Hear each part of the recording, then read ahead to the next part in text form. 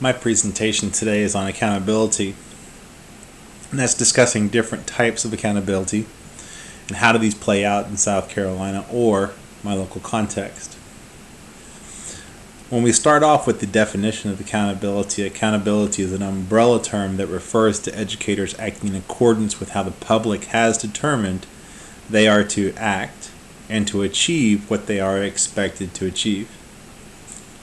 So as a public service, or as public education is a public service, we are implementing what the public has determined they want us to perform. And that public is represented most times by the government. And the government, in fact, is the one that sets those precedences for us through really system accountability, which is the accountability in which the system is responsible for the results of students.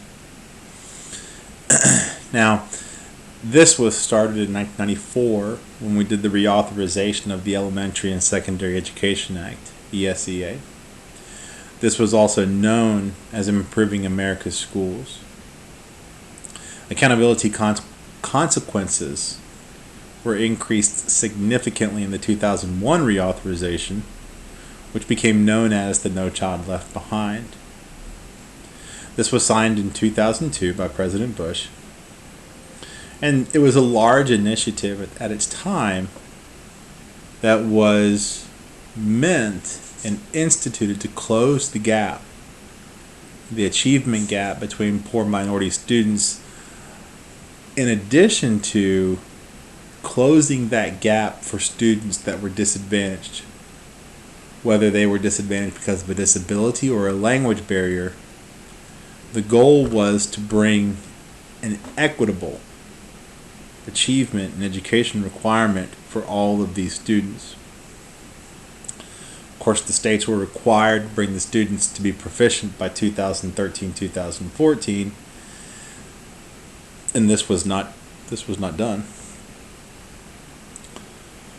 So in order for schools to go ahead and proceed forward, they had to have adequate yearly progress, or AYP, to track their goals.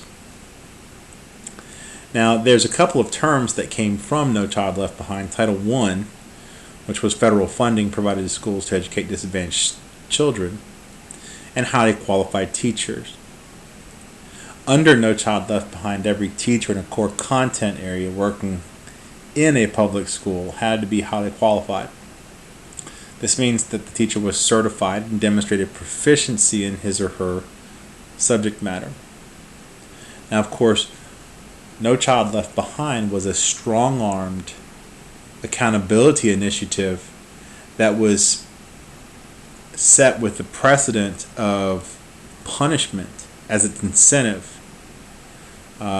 We started off with standardized testing, which throughout the course of No Child Left Behind seemed to have tripled. And because of the incentive stated the way that it was, as far as more of a punishment-driven incentive, there was a lot of stress that was felt by students and teachers, because a lot of this accountability was, the metric was set off of test scores. So of course you have teachers that flip the priority of their education in the classroom, being taught more to test-related items or test-related tasks.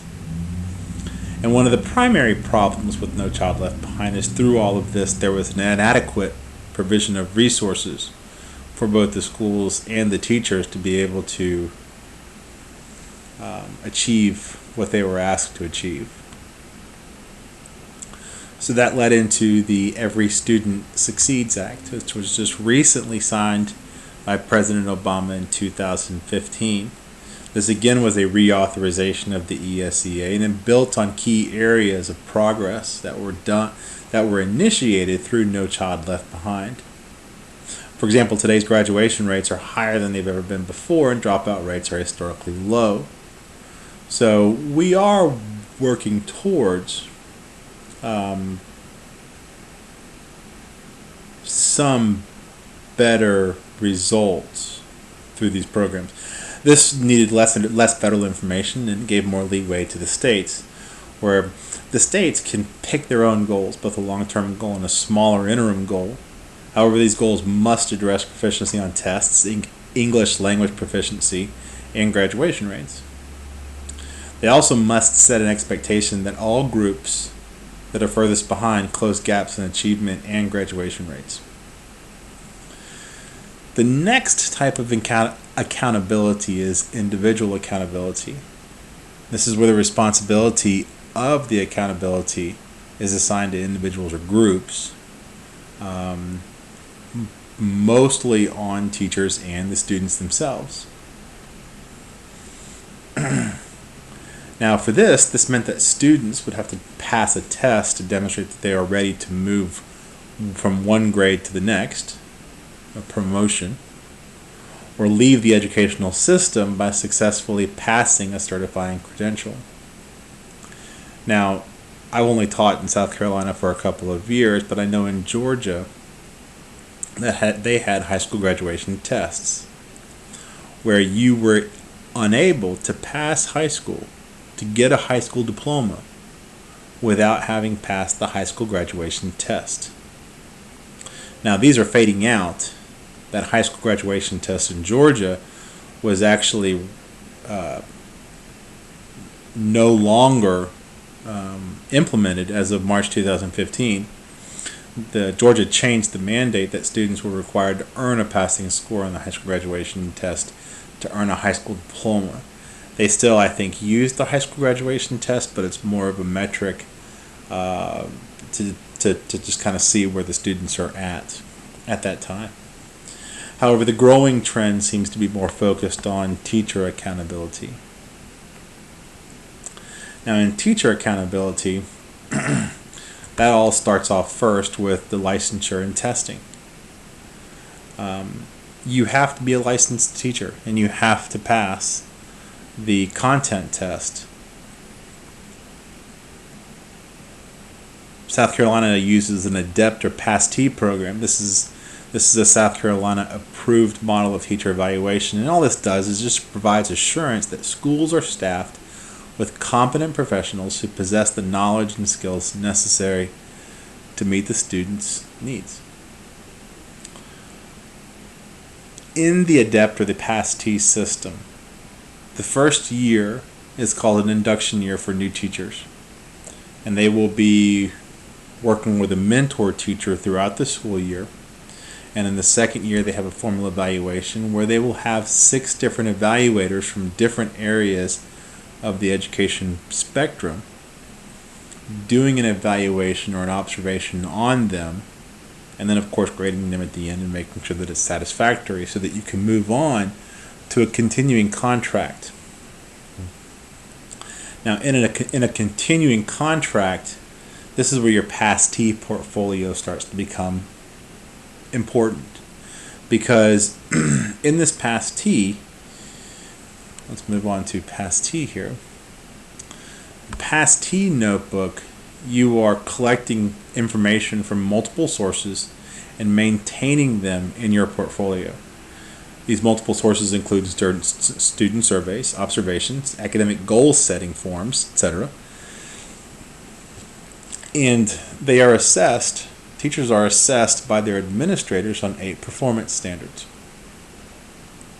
And again, in each of these 8 performance standards, you have artifacts that you are putting into your PAS-T notebook that are being assessed by your administrators to make sure that you are being graded on a 4-point scale: exemplary, proficient, needs improvement, or unsatisfactory. Now, the last form of accountability that we're going to talk about in this presentation is intelligent accountability. Intelligent accountability is transparent, focuses on helping schools, increases individual and collective capacity building, involves shared responsibility, and is interventionist in only extreme cases of need. External and internal accountability seem almost seamless. There seems to be a lot of discussion in both the media and in policy about how best to hold teachers and schools accountable for success. The shared responsibility and intelligent accountability indicates that there is not much said about holding policymakers and educational leaders accountable. It seems that these policymakers have really kind of pushed accountability downward while absolving themselves of being accountable for fulfilling their role in achieving academic success in schools. I like the intelligent accountability narrative in that there is a shared responsibility in both the policymakers and the schools in how we deliver that education. Some of my research for this was through a paper by Ellison, and I love this last quote right here. It says, "The foundation for achieving the goals of preparing students for the intellectual rigors of the 21st century economy begins with a recommitment to public schooling as a public institution in which all share responsibility and in which accountability measures are centered around the ballot box."